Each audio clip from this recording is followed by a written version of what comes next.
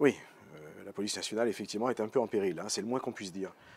Notre réaction, nos réactions, nous sommes en colère. En colère, pourquoi? Parce que vous avez un premier événement, enfin un premier, on ne va pas les classer, mais vous avez un événement à Douai, un différend familial où les policiers sont accueillis et se font tirer dessus au fusil à pompe sur le pare-brise. Donc sur le pare-brise, c'est sans équivoque, on vise les policiers et leur visage et leur partie vitale.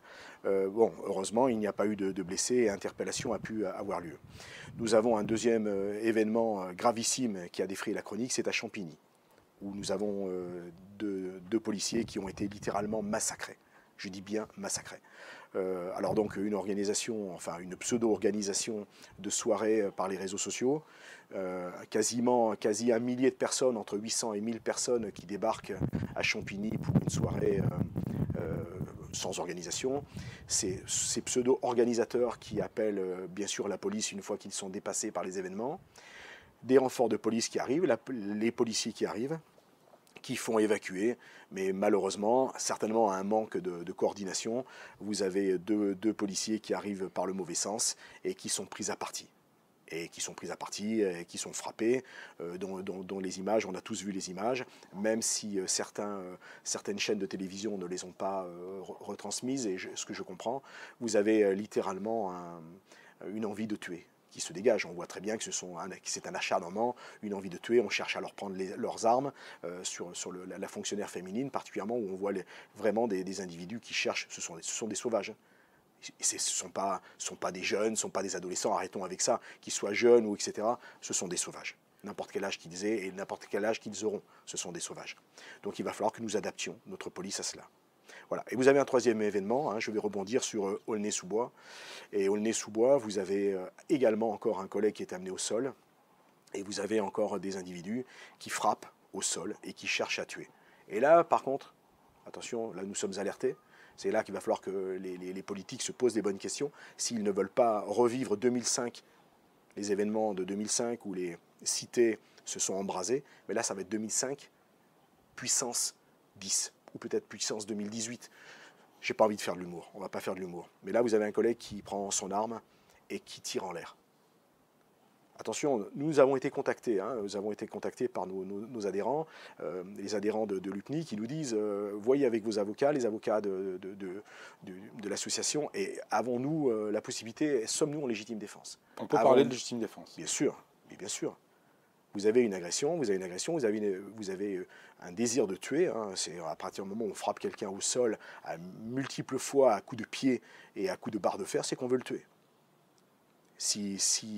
Voilà, n'ayons pas peur des mots. Donc l'utilisation de l'arme, un jour, ne va pas aller uniquement sur des tirs en l'air. Ou on va avoir des policiers qui vont réagir et qui vont tirer sur les sauvages, sur les agresseurs, si vous préférez. Et après, qu'est-ce qui va se passer? Tout le monde va pleurer, parce qu'après, là, ça va s'embraser pour de bon. Donc il est grand temps, je vous le dis, là, c'est plus une question de propagande. Moi, l'UPNI, l'alliance avec ses petits drapeaux, comme j'ai pu voir à la télé, on ne fait plus de la propagande syndicale, réunion. Non, il va falloir nous tous s'unir autour aussi des politiciens, des politiques, et qu'ils comprennent, nos dirigeants, qu'il faut réfléchir une bonne fois pour toutes et réagir. Il faut revoir les textes de loi, il faut revoir les choses. Il va falloir donner des instructions précises. Et puis je crois qu'il va falloir surtout, dépoussiérer un petit peu les hauts cadres. Parce qu'alors, on arrive avec un gouvernement qui a l'air d'avoir des idées correctes, qui semble à un président de la République qui est jeune, qui a dit des mots justes suite à ces événements. Mais par contre, il faut dépoussiérer. Moi j'ai connu ça, fut un temps en DCRI à l'époque. Vous partiez en stage, vous faisiez un stage de formation, mais quand vous retourniez dans votre province, même la deuxième ville de France, vous tombiez sur des cadres remplis de poussière qui ne voulaient pas que les choses changent, parce qu'ils avaient fonctionné comme cela depuis des années, et il ne fallait pas que ça change. Oui, bon, on t'a dit ça à Paris, on t'a dit ça, ça. Alors là, c'est pareil. Dans la police nationale, particulièrement pour la sécurité publique, hein, qui est vraiment le service, le service le plus pauvre, parce que si on peut dire que les renseignements ont évolué, que les unités d'intervention ont fortement évolué, si on peut dire que la police judiciaire a évolué, et j'y mettrai un bémol, parce qu'il faut quand même penser à eux des fois, dans quelles circonstances ils travaillent, pour ce qui est de la sécurité publique, non. Nous avons des années et des années de retard. nous nous sommes exprimés dernièrement sur le matériel, sur le manque de considération, sur ceci, sur cela. Il n'y a rien qui change. Il y a une volonté apparemment politique, mais je pense qu'il va falloir un petit peu faire, c'est malheureux de parler ainsi, mais il va falloir un petit peu bousculer les choses. Il va falloir bousculer certains cadres, les hauts cadres de la police nationale, qui font en sorte que ça ne bouge pas. Il y a trop de choses qui ne vont pas.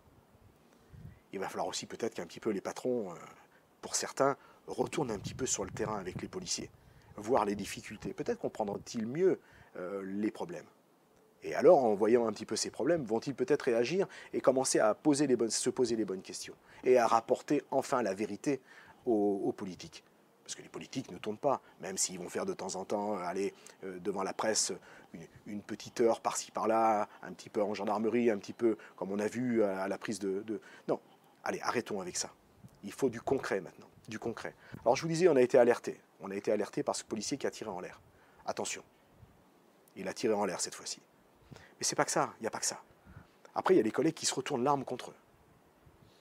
C'est-à-dire nous sommes le 3 janvier 2018 et nous sommes déjà à 3 suicidés. 3 suicides dans la police nationale. Oui, tout à fait. Depuis début 2018. Tout à fait. Est-ce qu'on peut craindre une nouvelle année noire pour les forces de l'ordre? Oui. Oui. Oui, malheureusement, oui. Là, c'est cynique, hein, mais on est contre 3 suicidés en 3 jours. Ça y est, on a commencé. Alors, vous avez remarqué également qu'on est en train de tomber dans le même problème que notre administration. Ça y est, les statistiques. Alors, vous voulez en parler de statistiques? L'année dernière, année record des suicidés. 2017, c'était il y a 3 jours. Et là, on attaque fort déjà. Alors, le président de l'UPNI a pris attache avec le sénateur Amiel pour travailler sur le sujet du suicide. D'ailleurs, nous proposons un document qui est sur un constat et avançons quelques propositions. On a vu entre autres le sénateur Amiel, qui est lui-même médecin, et qui disait, parce que je sais ce qu'on nous avance, on nous ressort toujours les collègues qui suicident, les policiers qui suicident ou les gendarmes, c'est lié à la vie privée. Ok, bien sûr que c'est lié à la vie privée. Mais vous pensez vraiment, ce que disait le sénateur Amiel, qu'on peut faire une coupure entre sa vie professionnelle, donc le policier il enlève sa tenue et subitement il oublie tous ses problèmes? Eh bien non. Il rentre chez lui, il garde ses images qu'il a vues, elles ne sont pas toujours très belles, et il les garde dans sa vie privée. Il les rêve, il les cauchemarde. Et si en plus il a des soucis à la maison, eh bien il prend son arme et il retourne contre lui. Alors ne voulez pas me parler du problème de l'arme. S'il n'avait pas l'arme, il procédait autrement. Il se jetterait d'un balcon ou autre, etc. Vous comprenez? Donc c'est vraiment un énorme problème.